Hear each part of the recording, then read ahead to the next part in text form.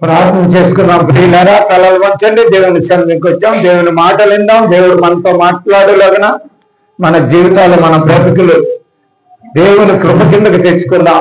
ఆయన సన్నిధిలో ఉన్న మనము మరి చిన్నగా ప్రార్థన చేసుకుందాం.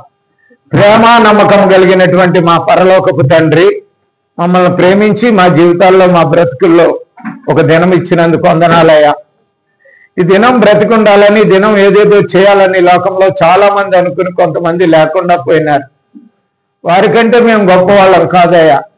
కేవలం నీ కుమారుడు, మా ప్రభువు, మా రక్షకుడైనటువంటి యేసుక్రీస్తు వారి చూపిన ఆ కృపను బట్టి, ఆయన బలియాగాన్ని బట్టి మమ్మల్ని మీ బిడ్డలుగా చేసుకుని నాటి నుండి నేటి వరకు మా జీవితాల్లో, మా బ్రతుకులో అనేక మేళ్ళు మా కంటికి కనపడనివి, మా హృదయానికి గోచరము కానివి, మా తలంపులు కూడా అందని మేళ్ళు మా పట్ల చేసుకుంటూ వస్తున్నాం.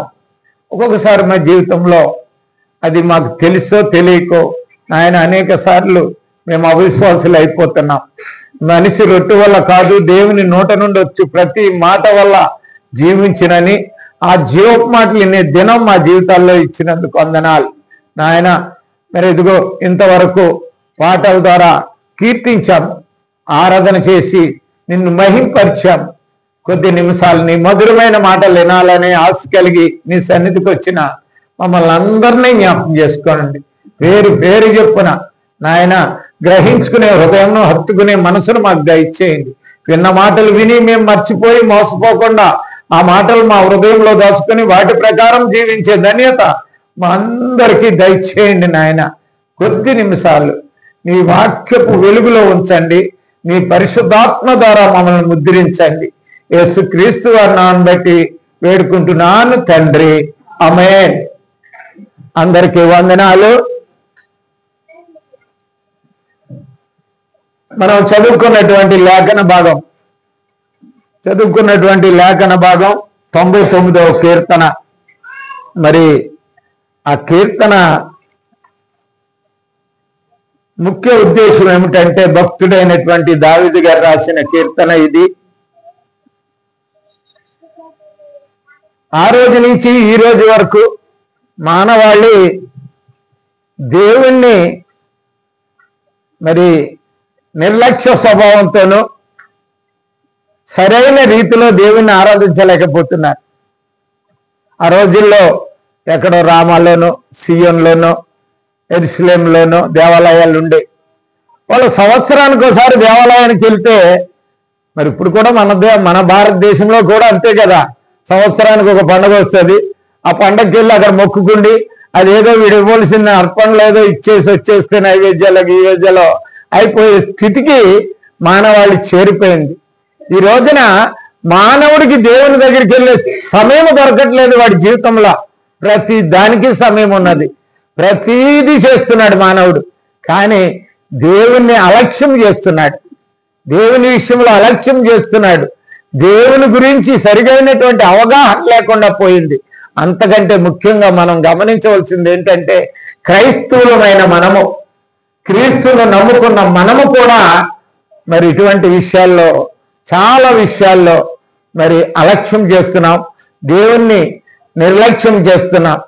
కనుక వ్యర్థముగా ఆయన నామాన్ని, ఆయనకున్న స్థితిని ఎరగలేని బ్రతుకులు మనం బ్రతుకుతున్నాం. ఎక్కడంటే నిర్గమకాండములో ఒక మాట అంటాడు. నిర్గమకాండము 20వ అధ్యాయం 7వ వచనంలో, నిర్గమకాండం 20వ అధ్యాయం 7వ వచనం, నీ దేవుడైన యెహోవా నామమును వ్యర్థముగా ఉచ్చరింపకూడదు. అసలు దేవుని నామం ఎత్తే స్థితే లేదండి.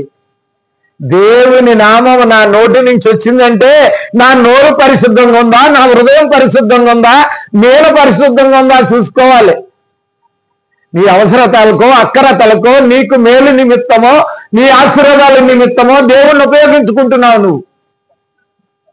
గమనించాలి మనం ప్రియులారా. అందుకే వ్యర్థముగా ఉచ్చరిస్తున్నాం దేవుని నామాన్ని. ఏదైనా నీ అవసరం వస్తే దేవుణ్ణి పలకటం, లేకపోతే దేవుని జోలికి వెళ్ళకపోవటం, దేవుడు అంటే మనం దూరంగా ఉండటం, మనం ఈ లోక జీవితంలో పడిపోయిన మనము ఈ దీంట్లో పడి కనీసం సమయం కూడా దొరకట్లేదు. ఎందుకు మానవాళ్ళు ఇలాగ అయిపోతుందంటే, మరి మత్తయి సువార్తలో అన్నట్టు అక్రమము విస్తరించుట ద్వారా ప్రేమ సల్లారు నన్నున్నది 24వ అధ్యాయం మత్తయి సువార్తలో అవసరం లేదు. అక్రమం ఇస్తుంది. మన జీవితంలో ఏది విస్తరిస్తుందండి? క్రమమైనటువంటి క్రైస్తవ జీవితం లేదు. క్రమమైన క్రైస్తవులుగా మనము లేము. దేవుని నమ్ముకున్న బిడ్డలుగా లేము మనం. మరి అట్లాగా మనలో ఒక క్రమము లేని జీవితం వచ్చింది. అక్రమము అనగా క్రమము లేని జీవితం. మన జీవితానికి ఒక క్రమం.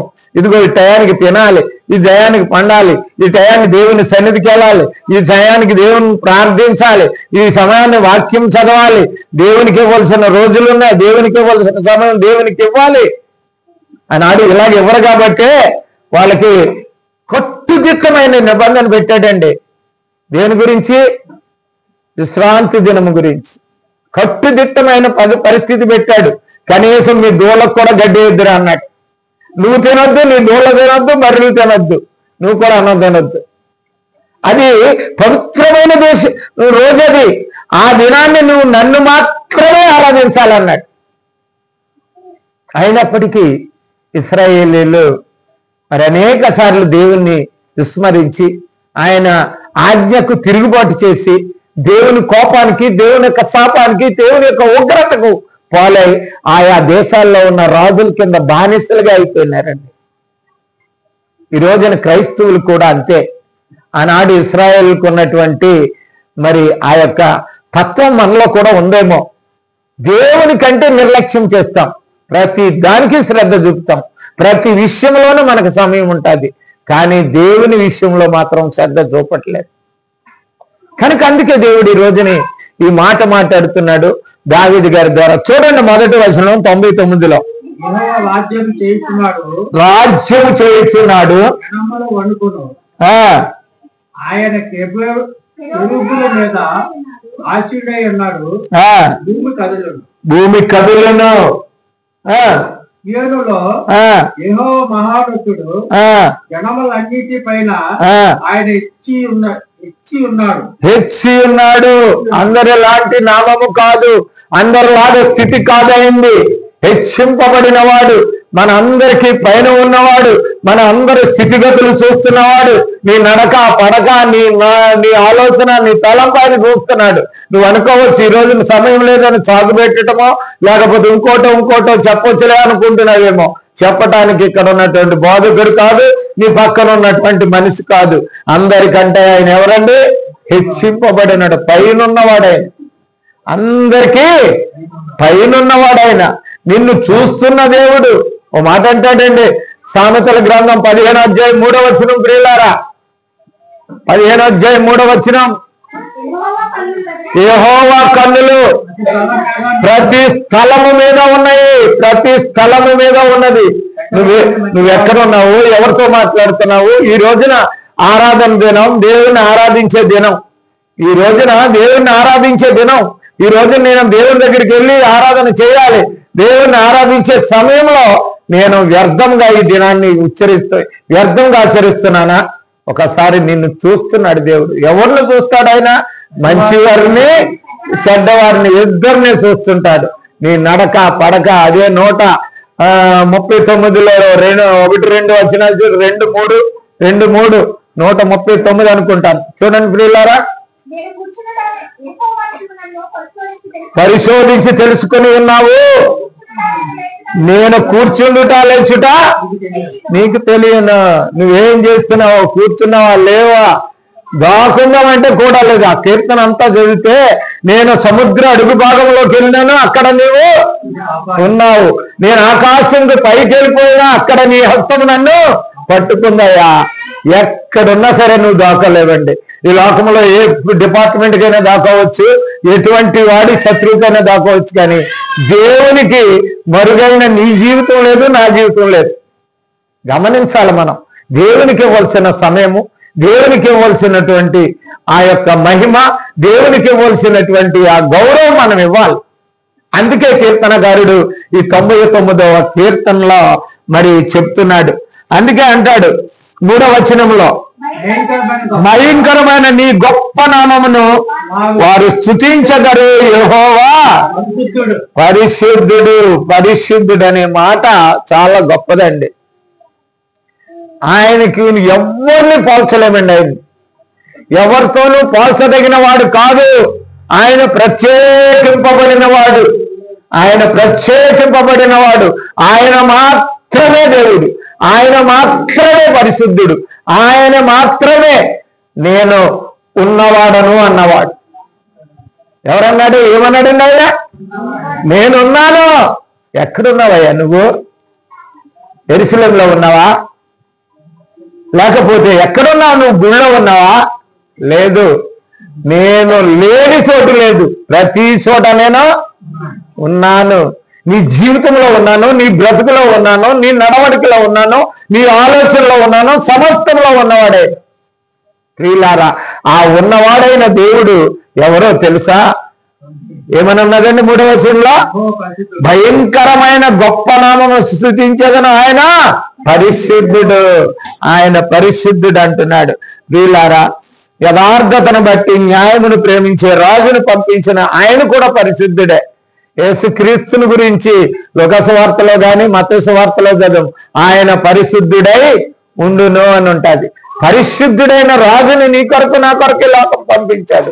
నువ్వు పాపం అయినప్పుడు, దౌర్భాగ్యం అయినప్పుడు, నీలో పాపం అంటుకొని పాపము నీ మీద ఏలుతున్నప్పుడు ఆ పాపాన్ని తీసి నిన్ను పరలోకానికి చేర్చడానికి ఆ ప్రభువు తన పరిశుద్ధ రక్తాన్ని కార్చి నీకు రక్షణ ఇచ్చాడు. ఆయన ప్రాణాన్ని పెట్టి పరలోక ధన్యత నీకు నాకు ఇచ్చాడు. ప్రియ సహోదరి సహోదరుడా, ఈ కీర్తన అంతా అదే. నువ్వు ఇశ్రాయేలీలు ఏ విధంగా అలక్ష్యం చేస్తున్నారో, ఇశ్రాయేలీలు ఏ విధంగా దేవుణ్ణి మరి నిష్ప్రయోజనంగా ఆయన ఉపయోగించుకుంటున్నారో దాని గురించి ఇక్కడ కీర్తనకారుడు మాట్లాడుతున్నాడు. చూడండి, 2 మాటలు మాట్లాడి కొంచెం ఎదురుకి వెళ్ళిపోదాం. 6వ వచనం, ఆయన యాజకుల్లో మోషే అహరోనులు ఉండిరి. సమూయేలు ఉండెను, ఉత్తరం ఇచ్చాను.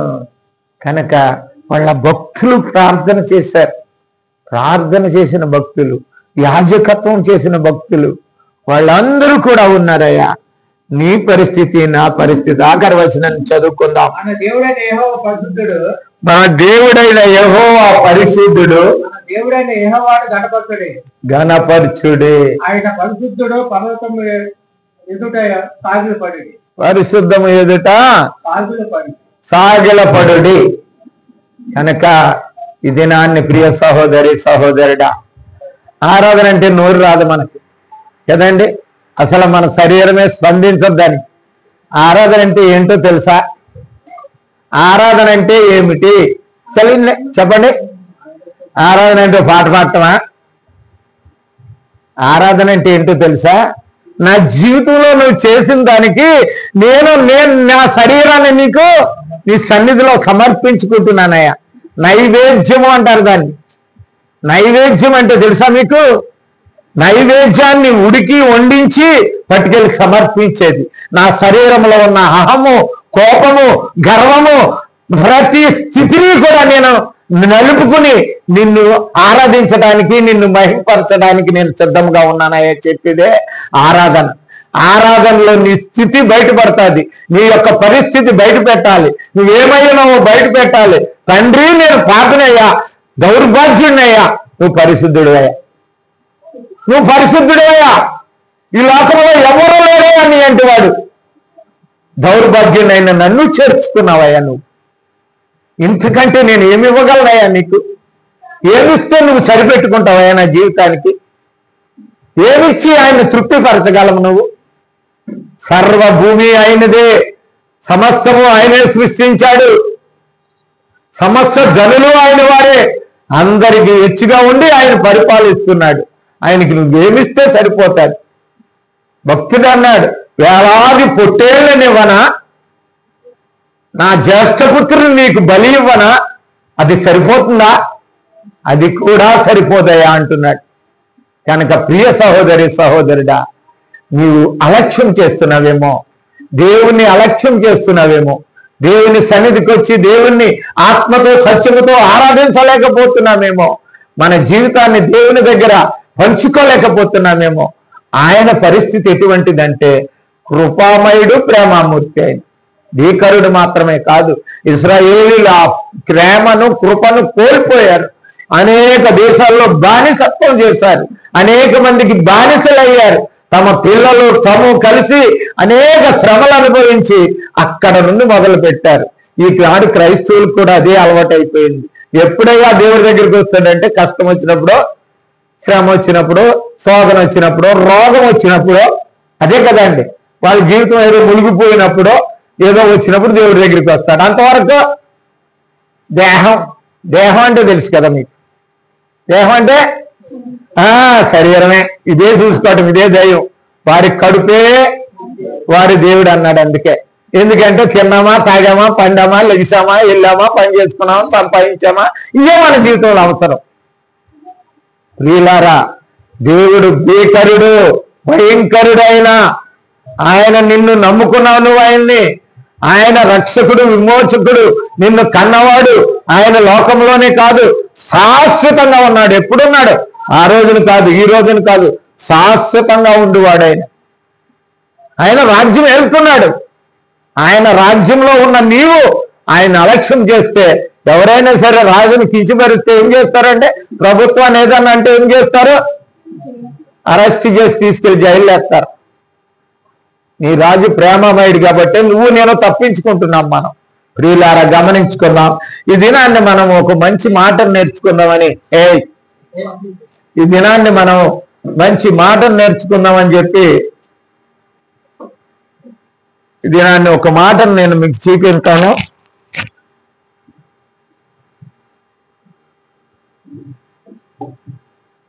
సాధారణంగా బాప్తిసం పొంది దేవుని నమ్మిన వారిని ఏమంటారండి? దేవుని నమ్మిన వారిని ఏమంటారో చెప్పలేకపోతున్నారు మీరు. ఏమంటారు? అది విశ్వాసులు అంటారు. మంచిది, నమ్ముకున్న వాళ్ళు అని అర్థం అనమాట. విశ్వాసులు అంటే అదేమో టైటిల్ ఏం కాదు, ఇలా నమ్ముకున్న వాళ్ళు కదండి. చాలా మంది అంటారు, అనిల్ దగ్గరికి వెళ్ళినప్పుడు ఎప్పుడైనా కలొచ్చింది, ఏదమ్మా ఎలాగున్నారంటే మేము దేవుని నమ్ముకున్నామండి అంటారు. అర్థమైందా? దేవుని నమ్ముకున్నాము అంటే దానికి పేరేంటి? విశ్వాసులు మేము అని అంటారు. ఏమి విశ్వసించావు నువ్వు? విశ్వాసాలు అంటున్నావు కరెక్టే. ఏమి విశ్వసించావు నువ్వు? ఏమి విశ్వసించావు? ఇవన్నీ మాకెందుకండి? ఆదివారం మేము చర్చికి వస్తాం, ప్రార్థన చేస్తాం, ఆరాధిస్తాం, ప్రార్థన చేసుకుంటాం, బైబిల్ చదువుకుంటాం, ఇంకేం కావాలి? కానీ వీటన్నిటికంటే మించింది ఒకటి ఉంది. అదే ఆయన దగ్గర మనం పొందలేకపోవటానికి కారణం, ఆయన దగ్గర నుంచి కృప పొందలేదు, ఆయన దీవెన పొందపోవటానికి కారణం ఏంటో తెలుసా? అదే లేదు మన దగ్గర. ఏమిటో తెలుసా? ఆయన ఎవరన్నా ఉన్నది ఇక్కడ 99వ కీర్తనలోను 3వ వచనములో పరిశుద్ధుడు అని ఉన్నది కదండి. ఎన్నిసార్లు ఉన్నది పరిశుద్ధుడని? మళ్ళీ 4 సార్లు ఉంది ఇక్కడ పరిశుద్ధుడు, పరిశుద్ధుడు, పరిశుద్ధుడే. తెలుసా? ఒకసారి అసలు దేవుడు అంటే తెలియదు, టక్కున వచ్చి యెషయా దగ్గర దేవుడు మాట్లాడాడు. యెషయా ప్రవక్త దగ్గర మాట్లాడాడు. మాట్లాడిన తర్వాత, అయ్యా బాబు నిన్ను నేను సువార్తకు పంపుతున్నాను, నేను నా ప్రవచనాలు ప్రకటించి ప్రజలకు చెప్పి ఇశ్రాయేలు జనాంగానంటే నా నోరు నత్తివాడు, నాకు మాట రాదయ్యా, నా నోరు సరైంది కాదు అన్నాడు.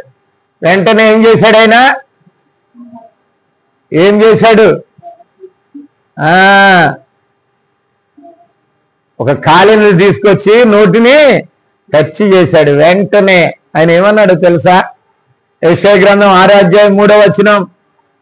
యెషయా గ్రంథం 6వ అధ్యాయం 3వ వచనం. సైన్యముల అధిపతి యెహోవా, ఈ సైన్యముల అధిపతి యెహోవా పరిశుద్ధుడు, పరిశుద్ధుడు, పరిశుద్ధుడని సర్వలోకము, సర్వలోకము, సర్వలోకంలో మనం ఉన్నామంటావా? ఉన్నారా లేదా? ఉన్నాము మనం కూడా. సర్వలోకములో మనం కూడా ఉన్నాం. గమనించుకోండి. మనం ఆయన పరిశుద్ధుడిగా ఎంచుకోకపోతే నీ జీవితం, నీ బ్రతుకు ఇంకా పాపంలో ఉన్నట్టే. ఆయన పరిశుద్ధుడని నువ్వు తలంచకపోతే నీ జీవితం, నా జీవితం ఆ ఆశీర్వాదానికి యోగ్యత కానిదే. సర్వలోకం అంటుందంట ఏమని? ఆయన మహిమతో నిండి ఉన్నది, ఆయన మహిమతో నిండి ఉన్నది, గొప్ప స్వరముతో ప్రతి గానములో చూసింది కదండి. దేవుని సన్నిధికి వస్తే నోరిప్తే చాలు వరాలు రాలిపోతాయని నోరు లిప్పరండి చాలా మంది. దేవుని సన్నిధి అది చెప్పడానికే ఈ 99వ కీర్తనలో భక్తుడి కీర్తన రాశాడు. ఆయన స్తుతించండి, ఆయన మహింపరచండి. కనీసం గత వారం నుంచి ఈ వారం వరకు నిన్ను కాపాడాడు. అనేక మంది గత వారం చూసిన వాడు ఈ వారం లేడు. గత వారంలో బ్రతుకున్నవాడు ఈ రోజున బ్రతికి లేడు. నీవు బ్రతుకున్నావు అని అంటే కనీసం ఆయన్ని స్తుతించాలి, మహింపరచాలి. ఏమన్నాడు తెలుసా? ఆయన పరిశుద్ధ పర్వతం ఎదుట సాగిలపడమన్నాడు. అంతే, సాగిలపడాలి. సాగిలపడటం అంటే ఏంటో తెలుసా మీకు? మీకు అందరికీ తెలుసు. సాగిలపడటం అంటే ఏంటండి? సాష్టాంగ నమస్కారం అంటారు. మన జీవితాన్ని సమర్పించుకోవాలి. నీ తర్వాతే నేనయ్యా, నువ్వే గొప్పవాడయ్యా, నేనే తగ్గించుకున్నానయ్యా. వ్యక్తిని, ఒక పెద్ద వ్యక్తి దగ్గర కొంతమంది కాళ్ళకు దండాలు పెట్టుకుంటారు. ఎందుకో తెలుసా? ఆయనకంటే నేను చిన్నవాడిని అని. ఆయన హెచ్చిస్తున్నాను నేను. కనుక దేవుణ్ణి హెచ్చించడానికి నీవు వచ్చిన నీవు నోరు మెదపో, చేతులు తప్పళ్ళు కొట్టవు కదండి. అదేమీ లేదు. మరి ఎట్లా ఆశీర్వదిస్తాడండి మనల్ని?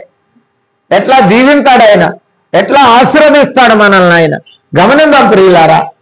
కనుక ఆయన పరిశుద్ధుడు.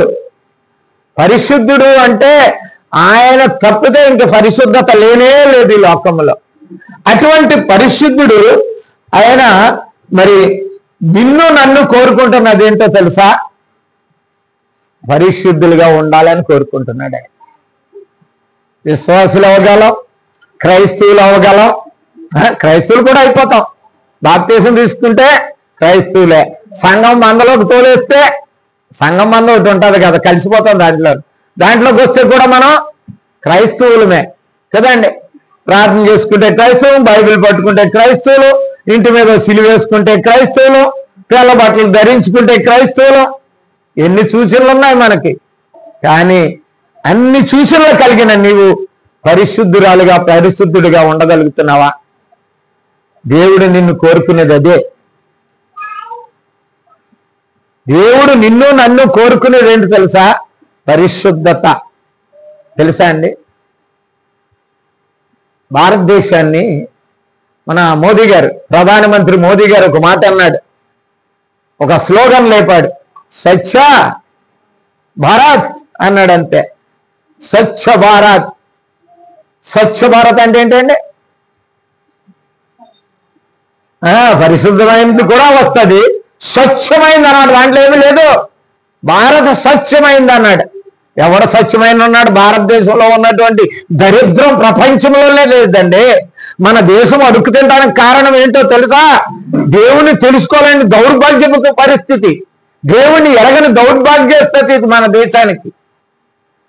చెట్టు కనపడితే చెట్టుకు మొక్కుతాడు, రాయి కనపడితే రాయికి మొక్కుతాడు. దేవుడు ఎవరో తెలుసుకోలేని పరిస్థితిగా అయిపోయింది భారతదేశం. ఎక్కడ పరిశుద్ధత, ఎక్కడ స్వచ్ఛ భారత్ అయింది? ఆయన ఎంతో మంచి ఉద్దేశంతో భారత్ని అన్నాడు, స్వచ్ఛ భారత్ కావాలని ఆశించాడు. కానీ ఎవడవుతున్నాడు తెలుసా అండి? ఎవడవుతున్నాడు? ఎక్కడ చూసినా దౌర్భాగ్యపు స్థితిలే. ఎక్కడ చూసినా భార్య భర్తలు ఇద్దరి మధ్యన ఒకటే అవగాహన, ఒకటే హృదయం, ఒకటే మనస్సు, ఒకటే ఆలోచన ఉన్నవండి. ఇంతకుముందు భార్యను చంపేసేవారు భర్తలో, ఇప్పుడు భార్యలే చంపేస్తున్నారు భర్తల్ని. చూడండి, న్యూస్ చూడండి మీరు ఎక్కడైనా సరే. ఇంతకుముందు పిల్లల తల్లులు పిల్లలు ఎంత భయంకరమైన పరిస్థితిలో ఉన్నది.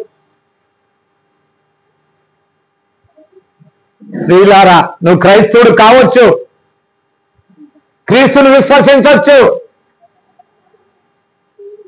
కానీ నువ్వు పరిశుద్ధుడువా? దేవుడు కోరుకుంటున్నది నీ నుండి పరిశుద్ధత కోరుకుంటున్నాడు ఆయన. ఆ పరిశుద్ధత నీ జీవితంలో, నా జీవితంలో లేకపోతే ఆ పరిశుద్ధుడైన దేవుని దగ్గర నువ్వు ఆశీర్వదింపబడలేవు. లోకములో ఆయన కోరుకున్నది పరిశుద్ధత. పరిశుద్ధత మాత్రమే ఆయన కోరుకున్నాడు. అది ఒక అర్హత కాదు, అది ఒక పదవి కాదు. దేవునికి మనకున్నటువంటి ఏంటండి, 1 యోహాను పత్రిక 1వ అధ్యాయం 5వ వచనంలో ఏమంటారు చూడండి. ఆయన వెలుగులో ఉన్న ప్రకారమును మనమును వెలుగులో ఉన్న ఎడల, చదవండి అమ్మా.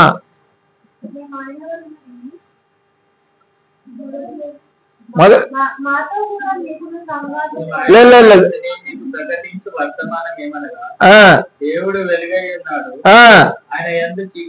ఏమాత్రమును లేదు, చీకటి ఏమాత్రమును లేదు, పాపము లేదు. ఆయన పరిశుద్ధుడు, ఆయనలో ఏమాత్రమును చీకటి లేదు. పరిశుద్ధుడు అంటే అర్థం ఏంటంటే ఏ విధమైన మచ్చలేని వాడు ఆయన. తెలుసా అండి? మచ్చలేదు.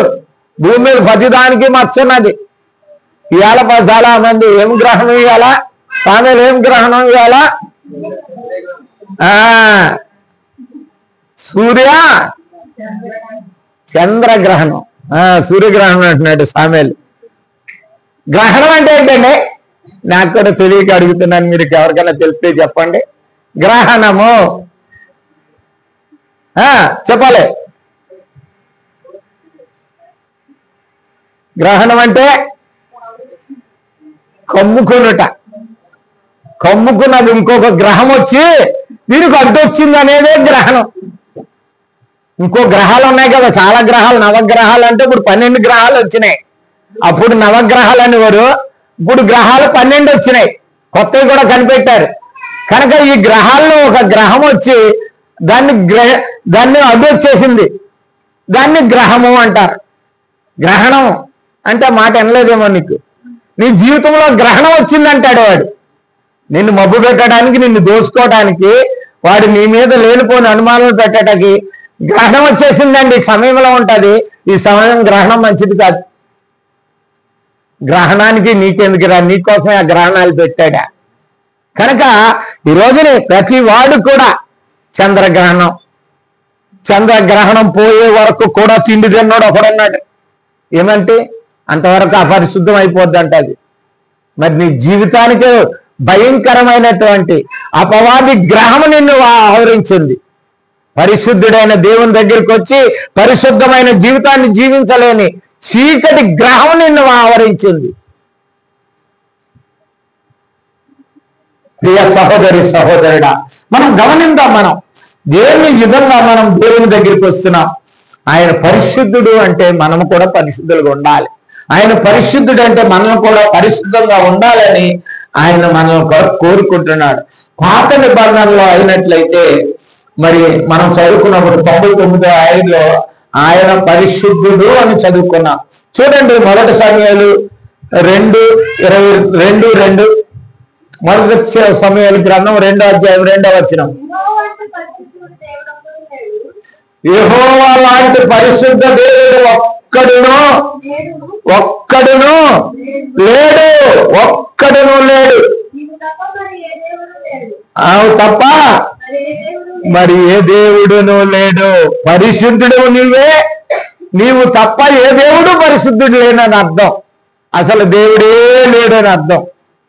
నువ్వు చేస్తున్నదంతా వ్యర్థమైందే.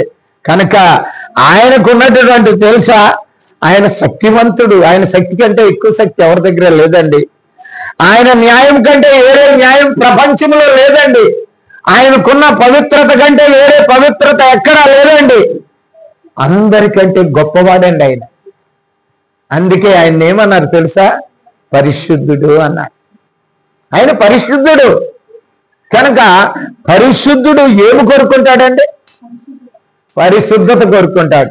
మరి మనం ఎలా ఉండాలి? ఇప్పుడు ఆయన పరిశుద్ధుడు, నిజమే ఒప్పుకుంటున్నాం, మాటలు కూడా చదువుతున్నాం, కానీ మనం ఎలాగ ఉండాలని ఆలోచించట్లేదు. దేవుడు కోరుకునేది అదే. ఆయన కోరుకునేది నిన్నేంటంటే పరిశుద్ధత. ఇప్పుడు నా పిల్లలు శుభ్రంగా ఉన్నారు, మంచిగా ఉన్నారు. నేను మంచిగా ఉంటే నా పిల్లలు మంచిగా ఉంటారు. నేను మంచివాడిని అయినప్పుడు నా పిల్లలు మంచి వాళ్ళు అవుతారు. తండ్రి తన పిల్లలు ఎలా ఉండాలని కోరుకుంటాడు? మంచిగా ఉండాలని కోరుకుంటాడు. చెడుగా ఉండాలని ఏ తండ్రి అయినా కోరుకుంటాడా? కోరుకోడు. కానీ ఈ రోజున మనం విశ్వాసులు అవుతున్నాం, క్రైస్తవులు అవుతున్నాం, శిష్యులు అవుతున్నాం, మనం ప్రార్థన చేస్తున్నాం, అనే రోజున భజనలు చేస్తున్నాం, అనేకమైనటువంటి చేస్తున్నాం, కానీ పరిశుద్ధులుగా చేర్చబడట్లేదు, పరిశుద్ధులుగా తీర్చబడట్లేదు. అందుకే 57:15 మాట్లాడతాడు. ఆయన ఎవరంట తెలుసా? ఆయన స్థలం ఏంటి? 57 యెషయా క్షమించండి, యెషయా 57:15 మహాగణుడును మహోన్నతుడును పరిశుద్ధుడును నిత్య నివాసి అయిన వాడును ఇలాగ సెలవిస్తున్నాడు. ఎన్ని బిరుదులు ఉన్నాయండి ఆయనకి? చూసారా? ఆయన ఎవరంట? మహాగణుడు. ఈ లోకంలో ఘనము చెప్పాలంటే అయిన తర్వాతే. గణనాథ అని బోలు మంది అంటున్నారు, నిన్నటిదాకా అన్నారు గణనాథ అని. గణానికి నాథుడు కాదాడు, మనం వివరించకూడదు కానీ అది సరే. రెండో మాట, పరిశుద్ధుడును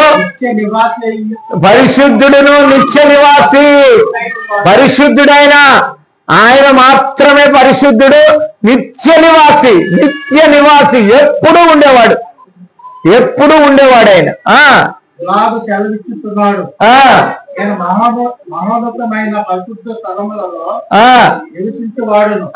ఆయన ఉండే స్థలం ఏంటండి? మరి నీ దగ్గరికి ఎలాగొస్తాడండి? పిల్లగాడిని శుభ్రంగా తోమేసి పీసెట్టో గీసెట్టో 4 సబ్బులు, 4 సంతూరు సబ్బులు, మంచి కాస్ట్లీ సబ్బులు తోమేసి స్నానం చేసిన తర్వాత మళ్ళీ పడ్డాడనుకో ఏం చేస్తాం? ముద్దెట్టుకుని కడుగుతావా? 4 పీకుతావండి, 4 పీకి వాడిని మళ్ళీ కడుగుతావు. దేవుడు నిన్ను నన్ను క్షమిస్తున్నాడంటే ఆయన కుమారుడైన యేసుక్రీస్తుని లోకానికి పంపించి ఆయన రక్తం ద్వారా పరిశుద్ధపరచబడిన నీవు ఇంకా దేవుని దగ్గర అలక్ష్యం చేస్తున్నావు. ఆయన పరిశుద్ధుడు, నిత్య శక్తి కలిగిన వాడు, మహోన్నతుడని ఎరిగి కూడా నువ్వు ఆయనకి ఇవ్వాల్సినటువంటి గౌరవం, ఆయనకి ఇచ్చిన ఆరాధన, ఆయనకి ఇచ్చే స్థితి నువ్వు ఇవ్వలేకపోతున్నావు. నిన్నేం ఆశీర్వదిస్తాడండి? ఎందుకు నిన్ను చేర్చుకుంటాడు బిడ్డలుగా? పక్షి తన రెక్కల కింద రెక్కల మీద ఎత్తించుకుని ఎలా మోసాడో, ఐగుప్తులో వాళ్ళ బానిసత్వంలో ఉన్నప్పుడు ఎంతో భారంగా కాపాడుకుంటూ వచ్చాడు.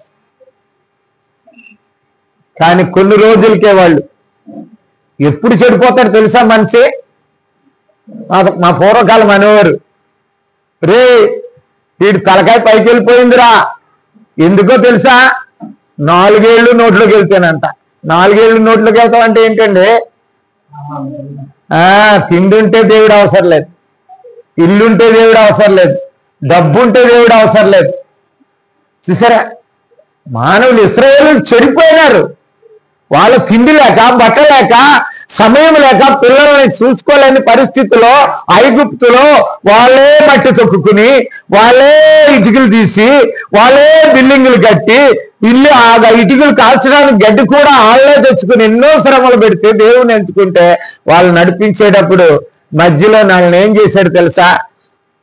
పగలు మేఘస్తంభంగాను, రాత్రి వెలుగు స్తంభంగా ఉండి నేను మీ మధ్యన ఉంటాను రా, మీతో నేను ఎప్పుడు ఉంటాను, నిత్యము మీతో నడుస్తాను రా నేను అంటే నడిపిస్తుంటే మధ్యని మేము ఐగుప్తులో ఉండగా బీరకాయలు, పీకరకాయలు, కాకరకాయలు అన్ని తిన్నాం. మేము ఎందుకు ఈ అడవిలో చంపుతున్నాం మోసే అన్నారు వాళ్ళు. మేము ఎప్పుడు కొండ దగ్గర ఉండి మొక్క పొడుచుకుని తినేసిన రోజులు ఎన్నున్నాయి, అయ్యే బాగున్నాయి. ఎంత దరిద్రం అనుభవిస్తుందంటే మానవాళి. ఎందుకు చెప్తున్నానంటే సంగతులన్నీ ఈ రోజున మనకి దేవుడు ఇచ్చినటువంటి కృప అండి. ఆ కీర్తనలో ఉన్నది అదే. ఈ రోజున నీవు తిండి కాదు, బట్ట కాదు, నీకు పరిస్థితి ప్రతీదీ ఆశీర్వదించింది ఎవరో తెలుసా? ఆయనే. నీ జీవితాన్ని ఒకప్పుడు సమృద్ధి లేని జీవితంలో సమృద్ధి, సమాధానం ఇచ్చిన దేవుడు ఆయనే. నిన్ను కాపాడి ఈ రోజు వరకు కాపాడి పోషించి సంరక్షించుకుంటూ వస్తున్న దేవుడు ఆయనే. ఎవరో అవసరం లేదండి. నేను చెప్తున్నాను, నాకు నేనుగా సాక్ష్యం చెప్తున్నాను. ఒకప్పుడు తిండి ఉండేది కాదు, ఒకప్పుడు సరైన బట్ట ఉండేది కాదు. ఎంత పరిస్థితిలో ఉన్న వాళ్ళని తీసుకొచ్చాడు. ఎంత ఇస్తే నేను దేవుడికి ఏం చేయగలనండి? వీళ్ళారా గమనిందాం. మన జీవితంలో దేవుణ్ణి అలక్ష్యం చేసినట్లయితే మన జీవితాలు ఆశీర్వదింపబడవండి. దేవునికి ఇవ్వాల్సిన మహిమ దేవునికి ఇవ్వాలి, దేవునికి ఇవ్వాల్సిన సమయం దేవునికి ఇవ్వాలి, దేవుని సన్నిధిలో ఉండవలసినటువంటి ఆ యొక్క శ్రద్ధ నువ్వు చూపాలి. అటువంటిది చూపనప్పుడు నీ జీవితం నా జీవితం ఆశీర్వాదానికి యోగ్యం కాదు. అందుకే ఆయన ఆ మాట అంటున్నాడు. చూడండి, ఆయన ఉండే స్థలము పరిశుద్ధమంట. 11 కీర్తన 111:9 చూడండి. 111 కీర్తన 9. ఆయన తన ప్రజలకు కలగజేయవాడు,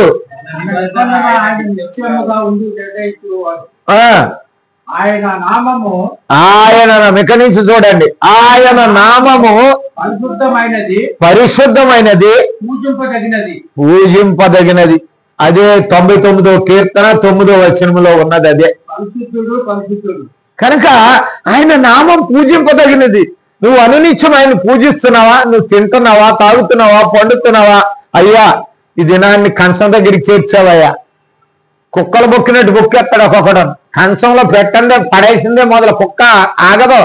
చెయ్య కంచం దగ్గర అన్నం వేస్తున్నాం అనుకోండి, కుక్క అయినెత్తుందా? చూడండి, మీరు ఎక్కడైనా కుక్కను పెంచుకున్నవాడు అయినవదో. వీడియో కూడా అంతే, అక్కడ చెయ్యి ఎట్టకముందే బొక్కేస్తాడు, బక్క బక్క బక్క బక్క బక్క. ఎవడిచ్చాడు అన్నం? ఒక్కసారైనా అయ్యా, ఎంతో మంది లేని వాళ్ళు ఉన్నారయ్యా, నాకు ఈ అన్నం పెట్టావయ్యా, వందనాలయ్యా, ఈ అన్నం తింటున్నానయ్యా నేను, అనేక మందికి ఈ అన్నం లేదయ్యా. ఎప్పుడైనా తలంచుకున్నావాను?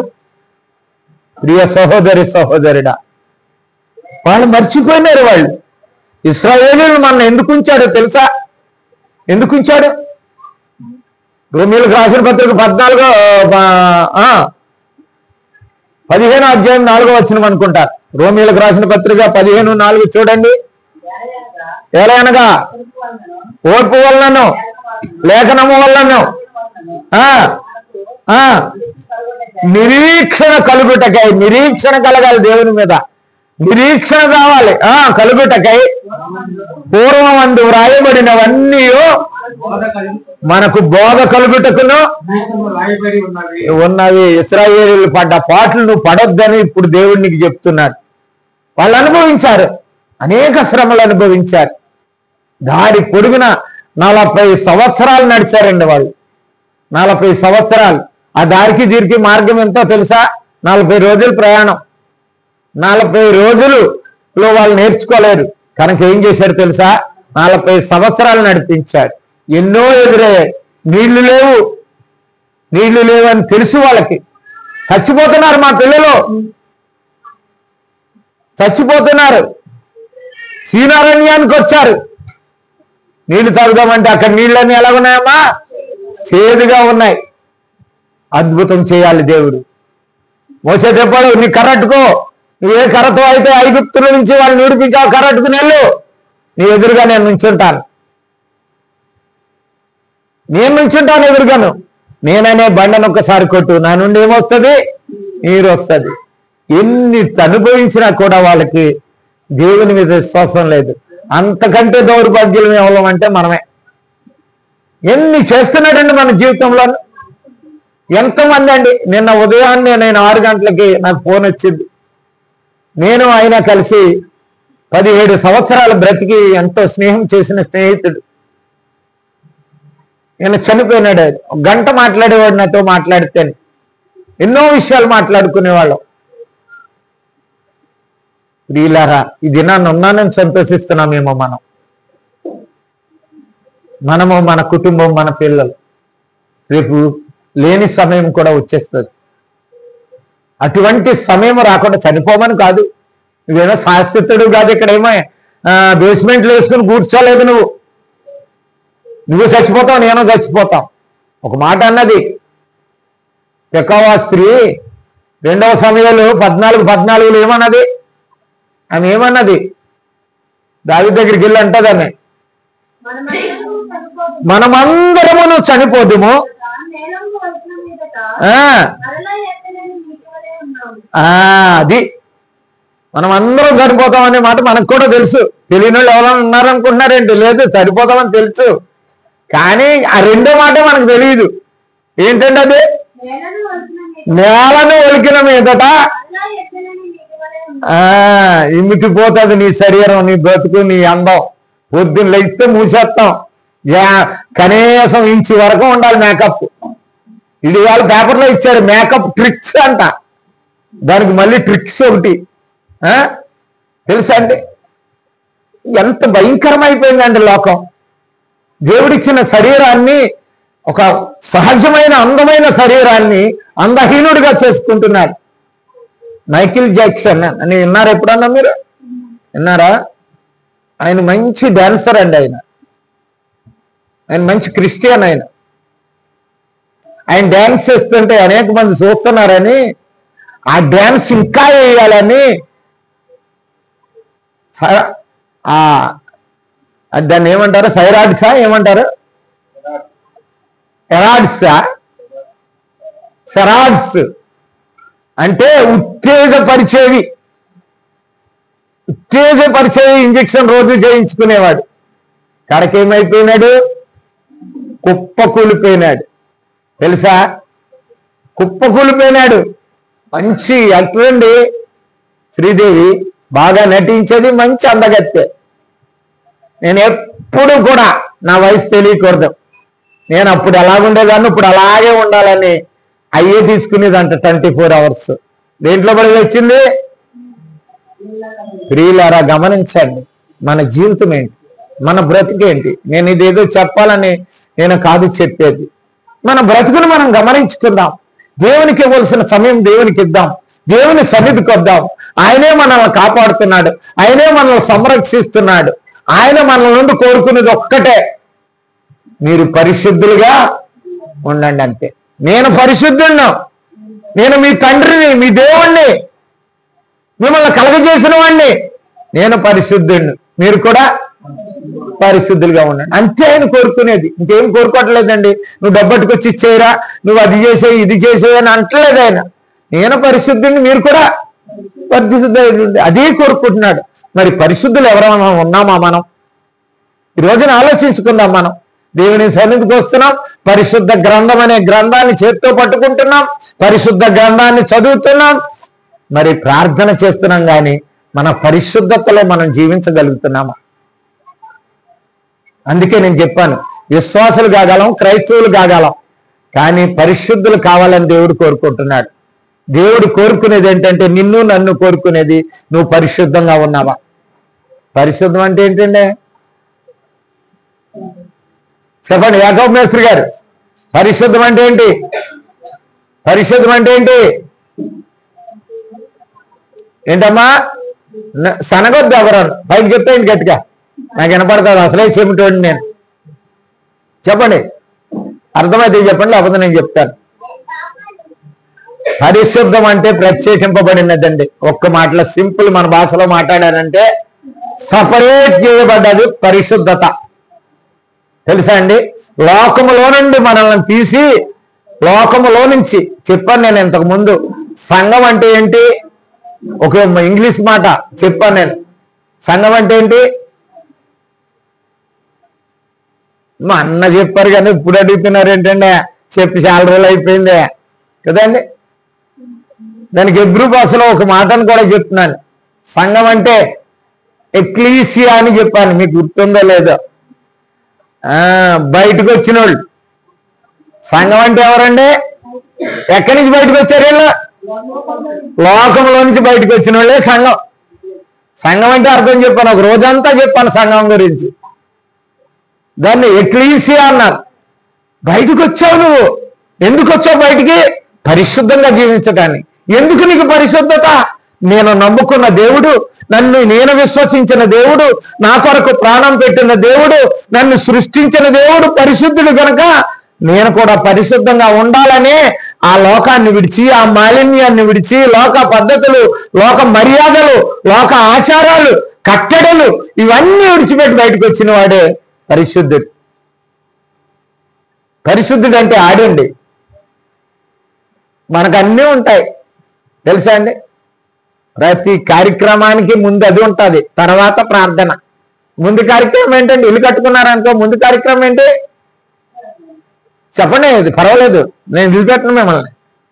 చెప్పండి, ఏం చేస్తాం? మొట్టమొదట పచ్చ తోరణాలు కట్టారు మామిడాకులు తెచ్చేసి ఇల్లంతా పచ్చగా ఉండాలి ఎప్పుడూనూ. మామిడాకులు కడితే నువ్వు పచ్చుకుంటావా? నీ భ్రమ నీ ఆలోచన. వెంటనే పాలు పొంగించేస్తాడు. పాలు పొంగిందే ఏంటి చెప్పండి? పాలు పొంగించడం ఎందుకు చెప్పాలి? మీరు తొందరగా చెప్పాలి. పొంగించిన వాళ్ళు అందరూ మా ఇంట్లో కూడా పొంగించారు.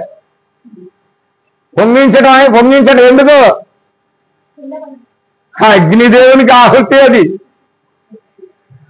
గుస్సుమని పొంగొచ్చేటెవరు ఎక్కడ ఉండండి నేను బయటికి వెళ్తున్నాను అంటాడు. పొంగనెవరు పాలు. కానీ అప్పుడు పొంగిపోవాలి, స్టవ్ అంతా మునిగిపోవాలి. ఎవరు తాగుతున్నాడు? అగ్నిదేవుడికి ఆహుతి అది. ముందు అగ్నిదేవుడికి పెడితేనే మనకి ఏదో ప్రమాదాలు రావు మన ఇంట్లో. చూడండి మీరు, స్టవ్ ఫుల్ లేపేస్తారు, ఫుల్ పొంగించేస్తారు. ఎందుకండి మన జీవితం? ఎందుకండి మన క్రైస్తవ బ్రతుకు? మనకి క్రీస్తుని అనుసరించలేక, క్రీస్తు పరిశుద్ధుడై ఉండి ఆయనలాగా మనం జీవించలేక మనం క్రైస్తవులు అని చెప్పుకుంటున్నాము. మనం పరిశుద్ధులుగా జీవిస్తున్నామా? ప్రియ సహోదరి సహోదరుడా, ఒకసారి ఎందుకు ఆశీర్వదించాడండి? నేను ఎలాగున్నానో నా కుమారుడు నా కుమార్తె అలాగున్నది, వాళ్ళు నా మీదే ఆధారపడి బ్రతుకుతున్నారు, వాళ్ళు నాలాగే ఉంటున్నారని ఆ తండ్రి ఎంతో ప్రేమ. నేను బతికినంత కాలం నా కొడుకు ఏమి రాకూడదు అంటాడు తండ్రి. తండ్రి మాట వింటే, తండ్రి మాటను పెడ చెవులు పెట్టి ఆయనకున్న స్థితి మన జీవితంలో లేకపోతే ఆయన ఎట్లా ప్రేమిస్తాడు మనకి? ఎక్కడ మనం కోల్పోతున్నామో ప్రియులారా గమనించాలి. పరిశుద్ధులనే మాటని నేర్చుకుంటానికే నేను ఈ రోజుని తొందరగా వెళ్దాం. కొన్ని మాటలు మాట అంటారు చూడండి. ఆయన లేవికాండం 11వ అధ్యాయం 45వ వచనం. లేవికాండం, నేను మీకు దేవుడినై ఉండుటకు నేను ఐగుప్తులో నుంచి, ఆ శర నుంచి, బాధల నుంచి, కష్టాల నుంచి, శ్రమల నుంచి, శోధాల నుంచి రప్పించిన యెహోవాను, నేను పరిశుద్ధుడను గనుక. అది ఆయన కోరేది ఏంటండి? నాకు బాగా ఇచ్చేవాళ్ళుగా ఉండాలిరా బాబు. పొద్దునే లేచి నాకు మొక్కేసి వెళ్ళిపోతే చాలురా. తడి బట్టలతో వచ్చాయి, ఒక మొక్కుబడి మొక్కు, ఒక కొబ్బరికాయ కొట్టు అన్నాడా? ఏమన్నాడండి దేవుడు? లేకపోతే కానుకేమన్నాడా? దశం భాగం ఏమన్నాడా? చెప్పండి, ఏమిమ్మన్నాడు దేవుడు? ఒక్కటే కోరుకుంటున్నాడు నీ నుండి, నా నుండి. దేవుడు వీళ్ళన్నా అడగొచ్చులే, దశం భాగం ఇవ్వకపోతే నీ క్రైస్తవం ఏముంటావని అడగొచ్చేవాడు. కానీ దేవుడు కోరుకునేది ఏంటో తెలుసా? నేను పరిశుద్ధుడిని, నువ్వు అంతే, ఇవ్వవసరం లేదు. నీ కోరేది అది కాదు. నేను ఇదంతా నాదేరా, నువ్వు నాకు ఇచ్చేది ఎక్కడిది? ఆకాశం నా సింహాసనము, భూమి మరి ఇంకెక్కడ ఉంది నువ్వు పట్టుకొచ్చి ఇవ్వటానికి? ఆయన కాలు ఎట్టుకున్న తర్వాత ఇంకెక్కడి నుంచి చెప్తాను? ఏది నీది కాదు ఈ భూమి మీద. కీర్తనలు అన్నాడు కదా, భూమియు దాని సంపూర్ణతయు నాది, దాని మనుష్యులందరూ నా వాళ్ళే. ఇలారా గమనిందాం, మనం ఎక్కడ కోల్పోతున్నాం దేవుని ఆశీర్వాదాన్ని, ఎక్కడ కృప కోల్పోతున్నాం. ఆదివారం వస్తే పని మాండ ఒక్కొక్కడు. నేను అగ్రిమెంట్ చేసుకున్నానండి డ్యూటీకి వెళ్ళినప్పుడు, నేను పని చేయాలి అని అంటే ఆదివారం సెలవిస్తే వస్తా, లేకపోతే మానేస్తా. పౌడర్ కోటింగ్ చేసేటప్పుడు వాడు అన్నాడు సోమవారం సెలవు. అక్కడ మీకు అందరికీ తెలుసు ట్రాన్స్ఫాల్స్ అని కింద ఉండేది ఒకటి, రెగ్యులేటర్లు తయారు చేస్తారు, గ్యాస్ రెగ్యులేటర్స్. దాంట్లో నేను చేసేటప్పుడు సోమవారం సెలవు. నేను ఒకటే అన్నాను, ఆదివారం నేను రాను, మానేయమంటే మానేస్తా. చాలా మంది అన్నారు అలాగే. అన్న తర్వాత ఎక్కువ క్రిస్టియన్సే ఉండేవారు అప్పుడు, కనుక వెంటనే వాడు ఆదివారానికి మార్చాడు. తెలుసా అండి, నెబుకద్రెజరు రాజ్యంలో శాసనాన్ని మార్చిన దేవుడండి ఆయన. శాసనాన్ని మార్చిన దేవుడైనా ఆయన అసాధ్యుడు కాదు. నువ్వు అనుకుంటున్నావేమో చాలా తక్కువగా అంచనా వేస్తున్నావు దేవుణ్ణి. నువ్వు శాసనాలు చట్టాలు మార్చగల సమర్థుడైనా తెలుసా అండి? ఎందుకు అడగట్లేదు నువ్వు? నువ్వు వెళ్తున్నావు కదయా ఒక రోజు నీ దేవుని మందిరానికి, నువ్వు నేను నా మందిరానికి వెళ్ళాలి, నా విశ్వాసాన్ని బట్టి నా దేవుడి దగ్గరికి వెళ్ళాలని ఎందుకు అడగలేకపోతున్నారు వీళ్ళు? పరిశుద్ధత అంటే అదే అండి. పరిశుద్ధత అంటే ఏంటో తెలుసా? గొడవ పెట్టుకోమని కాదు నేను అనేది. నీవు లోకంలో ఉండేటట్టు నువ్వు ఉండకూడదు. లోకస్థితి నీ జీవితంలో ఉండకూడదు. వెంటనే ఆదివారం సెలవు వచ్చింది తెలుసా అండి? ఆదివారం సెలవు ఇచ్చారు నాకు. అప్పుడు నేను రోజుకి 3 ఆరాధనలకు అటెండ్ అయ్యేవాడిని. 7 గంటలకు ఎక్కడ సర్చ్ ఉండేదో వెళ్ళిపోయేవాడిని. అప్పుడు సువార్థికుడు నేను. మళ్ళీ 11 గంటలకు సర్చ్ ఉండేది, అక్కడికి వెళ్ళిపోయేవాడిని. మళ్ళీ సాయంత్రం 7 గంటలకు వెళ్ళిపోయేవాడిని. ఆదివారం ఫుల్ తిరిగేసేవాడిని. ఇంక మళ్ళీ ఒక సైకిలా లేకపోతే ఏమన్నానా పరుగులే. ఎందుకు చెప్తున్నానో తెలుసా? నాలాంటి దరిద్రుల్ని ఆ పరిశుద్ధుడైన దేవుడు నన్ను చేర్చుకున్నాడండి. ఆయన పనివాడిగా చేర్చుకున్నాడు. నాకు అంతే చాలా ఆయన జీవితంలో. నాకేమి ఇవ్వవసరం లేదు. దౌర్భాగ్యపు స్థితి నుండి ఒక ధన్య జీవితానికి తెచ్చింది ఆయనే నన్ను. ఈనాడు నా రూపాన్ని చూస్తే చాలా మంది కూడా అసహించుకునే స్థితి నుండి ఒక ఆకర్షణీయమైన క్రీస్తు వాక్కును నాలో నింపింది ఆయనే. అందుకే నేను అతిశయిస్తాను. నాకు కోటొద్దు, సూటొద్దు, బండొద్దు, ఏమీ వద్దు. నాకు ఆయన ఉంటే చాలు నా జీవితంలో. అది మనం కోరుకోవాల్సింది. నేను ఒక్కడనే కాదు నేను కోరుకునేది. మనల్ని కూడా ఒక స్థితి నుండి స్థితికి తీసుకొచ్చాడు. మన స్థితులు మార్చాడు ఆయన. మనల్ని ఒక గణపరిచాడు, ఒక స్థితికి లేపుకొచ్చాడు. ఒక రోజున లేనిది ఈ రోజు నీకు సమృద్ధి సమాధానం ఇచ్చాడు. నిన్ను హెచ్చించాడు, ఒక ఉన్నతమైన స్థానంలో ఉంచాడు. ఎవరైనా పరిశుద్ధుడో ఆయన నిన్ను కోరుకునేది నీ ఆస్తిలో సగం భాగం ఇవ్వమనో, నీకు ఇది ఇవ్వమనో అది ఇవ్వమనో కాదు ఆయన కోరుకునేది. నేనుండేటట్లు నువ్వుండు, నన్ను ఎలాగున్నానో అదే విధంగా నువ్వు మహింపరచు. నేను పరిశుద్ధుడై ఉన్నాను, నువ్వు కూడా పరిశుద్ధుడిగా బ్రతుకు. నేను కోరుకునేది అదే. అది పరిశుద్ధులు అంటే. ఏంటో పరిశుద్ధులు ఎలాగవుతాం? ఓ మాట అంటాడు. పేతురు రాసిన మొదటి పత్రిక 1వ అధ్యాయము 14వ వచనం.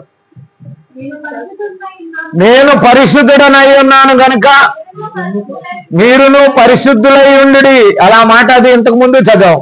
తర్వాత కాగా ఎలాగో తెలుసా? కాగా అంటే కథ అంతా ఎదురుందని అర్థం. కాగా అంటే అంతకు ముందుది కాదురా, ఇప్పుడు నుంచి ఉన్న కథ వినండి అని. ఎలాగుండాలండి? విధేయులైన పిల్లలు. దేవునికి తల్లిదండ్రులకు ఎలా విధేయత చూపుతున్నావో నీ తండ్రి అయినటువంటి పరమ తండ్రి అయినటువంటి దేవునికి విధేయత చూపాలి. ఆయన మాటకు, ఆయన ఆజ్ఞకు, ఆయన స్థితికి లొంగుపడాలి నీ జీవితం. ఎందుకు మనం ఇలాగ దరిద్రుల్లో బతుకుతున్నాం అంటే, ఈ దారిద్ర్యం మనల్ని ఎందుకు వదలట్లేదంటే మనలో పరిశుద్ధత లేదు. మనలో పరిశుద్ధత ఉంటే ఈ పనికి మాలినటువంటి దారిద్ర్యం ఉన్న చూసావా మన నుండి విడిచి వెళ్ళిపోద్ది. ఏంటయ్యా దరిద్రం? చదువప్పుడు వస్తుంది. పూర్వపు మీకు అజ్ఞాన దశలో మూయకుండిన మనుజాసులను అనుసరించి నడుచుకొనక. ఏంటంటే మనకున్న దరిద్రం ఏంటంటే దరిద్రం చెప్పండమ్మా. మనుజాసులు లోకభాషలే మనకి. ఎప్పుడు చూసినా ఏం సంపాదిద్దాం, ఏం తిందాం, ఏం తాగుదాం, ఏం ధరించుకుందాం, ఇదే ఆలోచనలు మనకి. ఎప్పుడు కూడా దరిద్రం అదే మనకి. ఒకసారి జబ్ చేసింది ఆయనకి. ఎవరికి? అపోస్తుడైన పౌలుకి. అయ్యా నేను ఇంత సేవ చేస్తున్నాను, ఊర్లన్నీ తిరుగుతున్నాను, నాకు ముళ్ళుందో తీసిపారయ్యా అన్నాడు. ఆయన ఏమన్నాడు? ఒరే ముళ్ళుంటే ఉన్నాయిరా, నీకేమైందిరా? నా కృప నీకు చాలంతే. ముళ్ళు గురించి బాధపడతావేంట్రా? ముళ్ళుండవి. మన గంటలు ప్రకాష్ గారు చచ్చిపోయినారు, మీకు అందరికీ తెలుసు. 26 సంవత్సరాలు కిడ్నీలు పోయి బతికాడు ఆయన. చెప్పాడు డాక్టర్, నువ్వు చచ్చిపోతావు, ఆపరేషన్ చేయించుకో. నేను చేయించుకోను. ఆయన అన్నాడు, నా పెళ్లి పండుగ చేసుకోను నేను 25 సంవత్సరాలు నా దేవుడు నాకు కిడ్నీ లేకుండా కాపాడాడు. ఇన్ని రోజులు సువార్త చెప్పించాడు. లోకాలు ప్రపంచ దేశాలన్నీ తిరిగి వచ్చాను నేను. తెలుసా, నీకున్న బలహీనత ఉందా దేవుడి దగ్గర పెట్టు. నువ్వు పరిశుద్ధంగా ఉన్నట్లయితే అది తీసిగలడు. అది లెక్క కాదు నీ జీవితంలో. ఓరపు మీకున్న మనుజాసలను అనుసరించి నడుచుకొనక మిమ్మల్ని పిలిచిన వాడు పరిశుద్ధుడు గనుక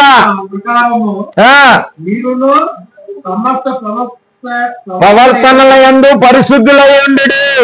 సమస్త ప్రవర్తనలో మనం ఎలా ఉండాలండి? పరిశుద్ధులై ఉండాలి.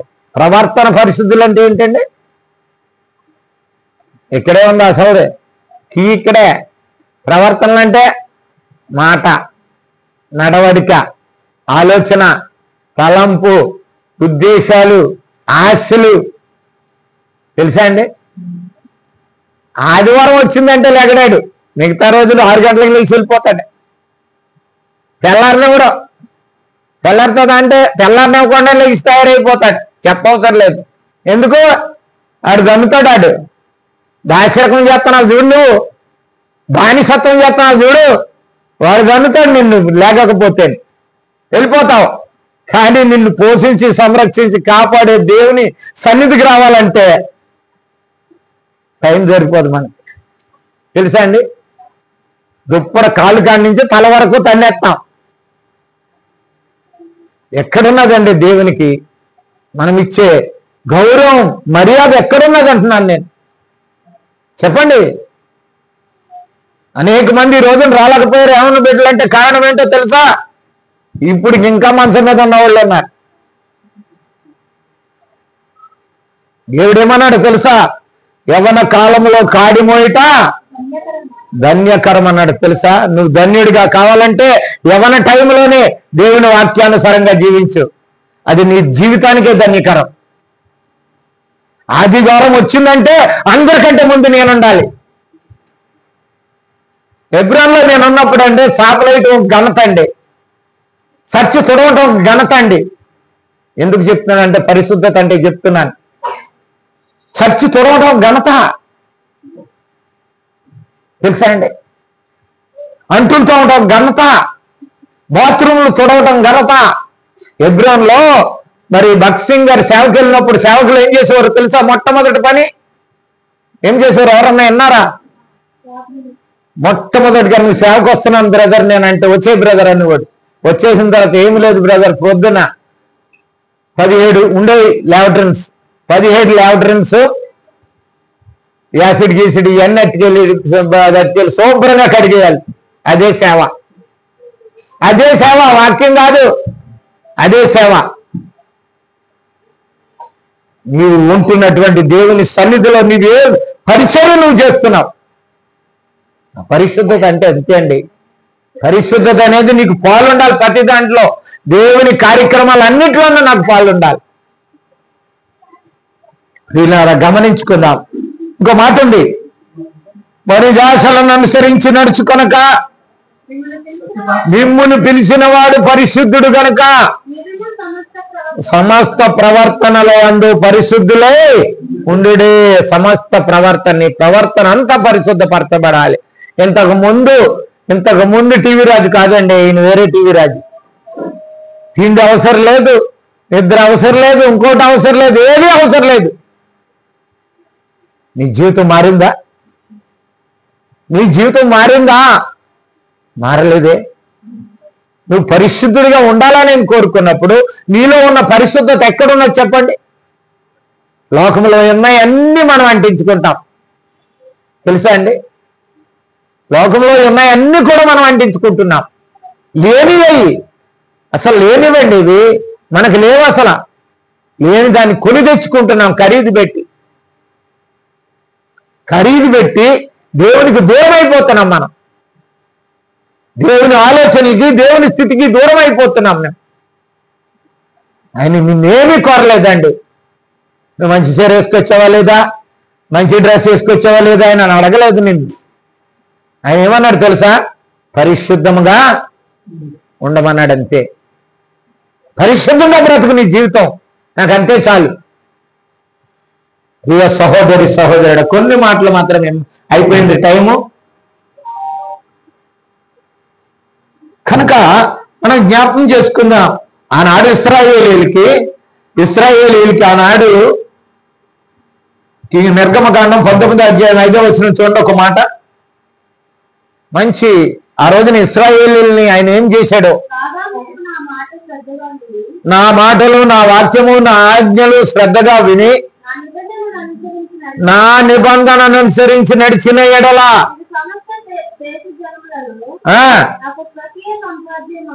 సాంపాద్యం ఏమన్నాడో తెలుసా మనల్ని? ఆయన ఏమన్నాడండి? నా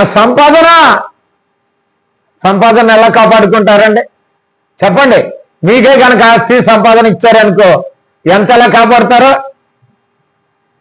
కొంతమంది ఇంటి చుట్టూరు తిరిగి దాన్ని చూసి మురిచిపోతారు.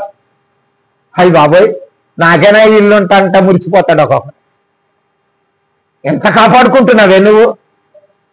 నిన్ను తన కుమారుని బలి చేసి రక్షించి దేవుడు నిన్ను ఎంత ఎలాగ చూసుకుంటున్నాడు, అది మర్చిపోతున్నావు.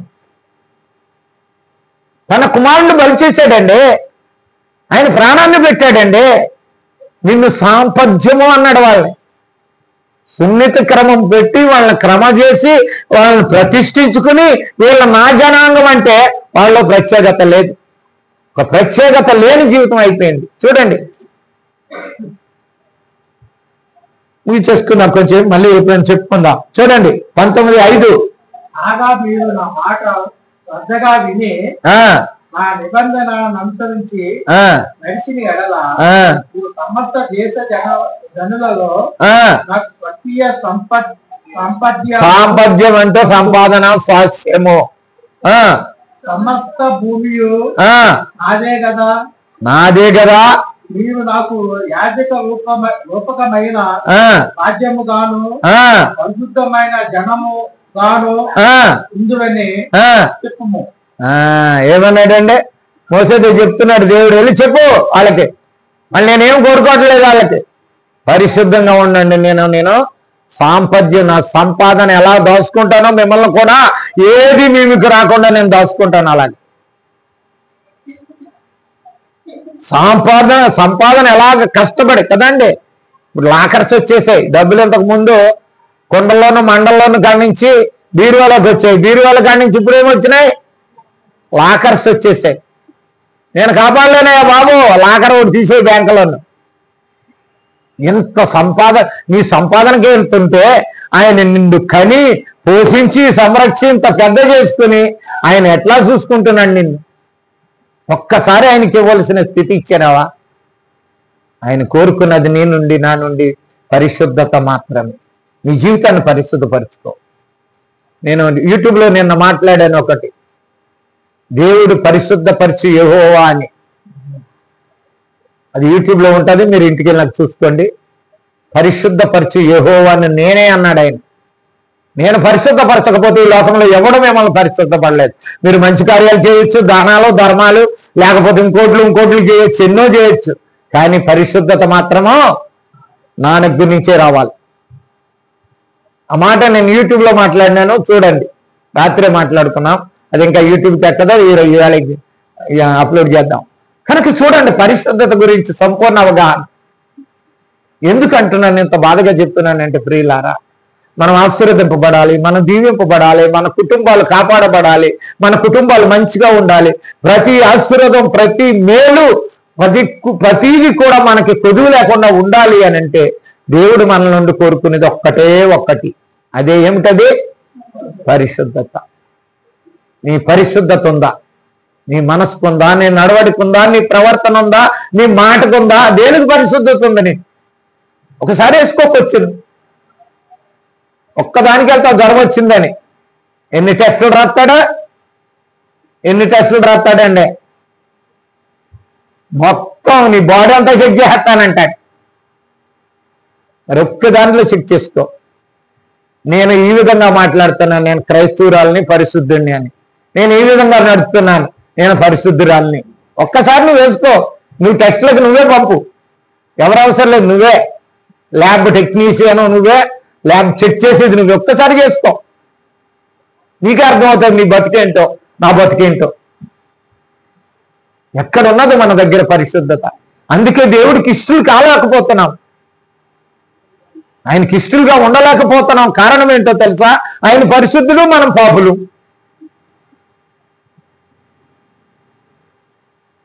తెలుసా ఎందుకు మనకి దరిద్రం వచ్చిందంటే కారణం పరిశుద్ధత కోల్పోయినాం మనం. ఆయనకుండే స్థితి మనలో నుంచి కోల్పోయింది.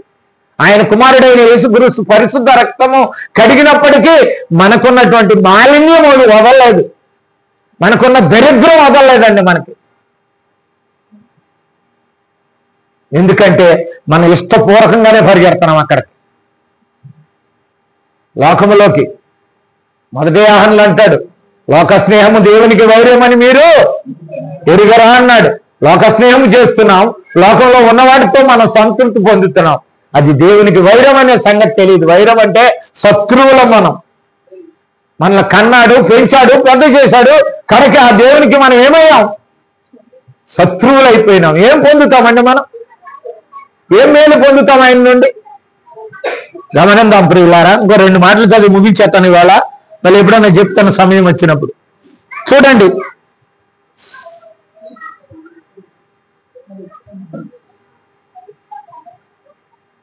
ఎవరినయ్యా పరిశుద్ధులు అన్నదంటే ఒక్క మాట చూపిస్తాను మీకు. కొరింథీయులకు రాసిన మొదటి పత్రిక 2వ వచనం, మొదటి పత్రిక 1వ అధ్యాయం 2వ వచనం.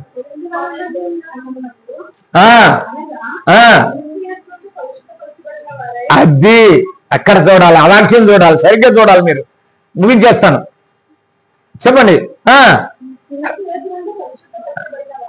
పరిశుద్ధపరచబడిన వారే.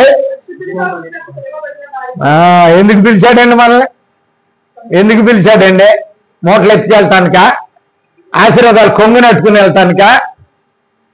ఎందుకు పిలిచాడు నిన్ను నన్ను? మన దేవుని యొక్క ఉద్దేశం తెలుసుకోవాలండి. దేవుడు ఎందుకు మనల్ని, దౌర్భాగ్యులు ఎంతో మంది విద్యావంతులండి. నేను ఒక్కొక్కసారి అనుకుంటాను, నేను పెద్ద పెద్ద లాయర్ చదువుతాడు, పెద్ద పెద్ద శాస్త్రవేత్త అంటాడు, పనికిరాదానికి దండాలు పెడతాడు. మనకి ఏ యోగ్యత ఉన్నదండి? ప్రభు మనల్ని చేర్చుకున్నాడు, మనకు రక్షణ ఇచ్చాడు, మనల్ని తన తండ్రి కుమారుడా అన్నాడు. ఇంకేం కావాలండి?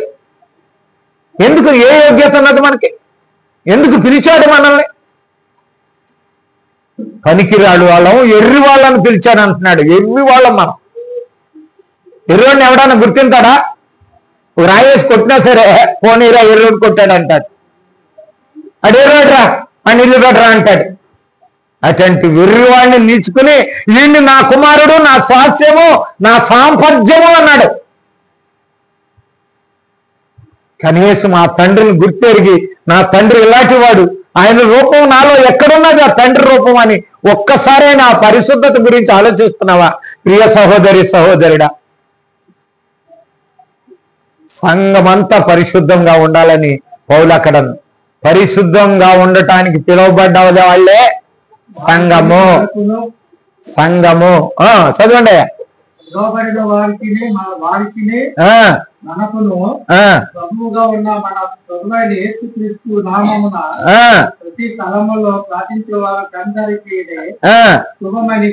శుభము. ఎవరికి శుభాలు చెప్తున్నాడు ఆయన? ఎవరైతే పరిశుద్ధులుగా ఉంటారో వాళ్ళకి శుభాలు. ప్రియ సహోదరి సహోదరుడా, కనుక గమనించాలి, మన జీవితంలో మనం ఏమి కోల్పోతున్నాం. పరిశుద్ధులుగా ఉండడానికి పిలిస్తే పనికి మాలి వాళ్ళగా ఉండాలి. మా నాయన అనేవాడు, మా నాన్నగారు టీచరు, ఊరందరికీ పంతులే ఆయన, ప్రతి వాడికి పంతులే, అన్ని పనులు చేస్తాడు ఆయన. అయితే ఆయన అనేవాడు, నన్ను తిట్టేటప్పుడు ఎట్లా తిట్టేవాడు తెలుసా? గతి గాడిదలు కాయాలని ఉంటే నామతి మిద్దులెక్కాలని నేనెందుకు ఊహిన్నాను రానివాడు అని తిట్టేటప్పుడు అదే తిట్టేవాడు. పండిత పుత్ర పరమశుంఠ అని నేను అలాగే తయారైనా. ప్రభువు నమ్ముకోక ముందు అసలు సొంటల్లో ఎవడరా అంటూ నేనే 2 చేతులు ఎత్తేవాడు. వీళ్ళారా, అంత దౌర్భాగ్య దరిద్రుణ్ణి ఆయన ప్రేమించాడు. ఆయన నన్ను విమోచించాడు. నా దరిద్రాన్ని తీసివేశాడు. తెలుసా ఎందుకు చెప్తున్నానంటే ప్రియులారా, మనల్ని దేవుడు ఆస్తి అడగట్లేదు, కానుక అడగట్లేదు, నువ్వేమిచ్చావు నాకు అని అడగట్లేదు. ఒక్కటే కోరుకుంటున్నాడు ఆయన, పరిశుద్ధులుగా ఉండండి చాలు. నేను పరిశుద్ధుడను, మీరును పరిశుద్ధులయ్యుండు. కనుక ప్రియులారా, పరిశుద్ధంగా ఉందాం. ఇంకో రోజున మిగతా విషయాలు మాట్లాడదాం. కనుక ఆ పరిశుద్ధతలో దేవుడు నిన్ను నన్ను కాపాడును గాక. విన్న మాటలు మర్చిపోకుండా మన హృదయంలో ఉండేలాగా చిన్న ప్రార్థన చేస్తాను.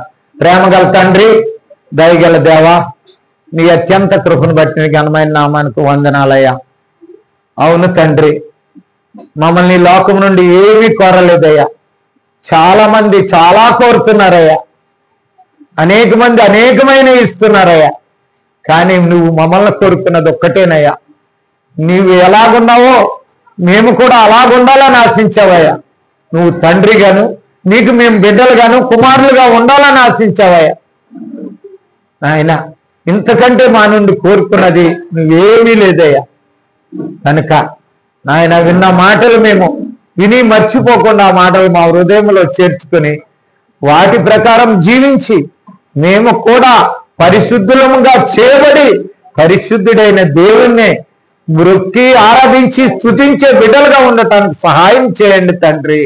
యేసుక్రీస్తు వారి నామమును బట్టి వేడుకుంటున్నాము తండ్రి. ఆమేన్.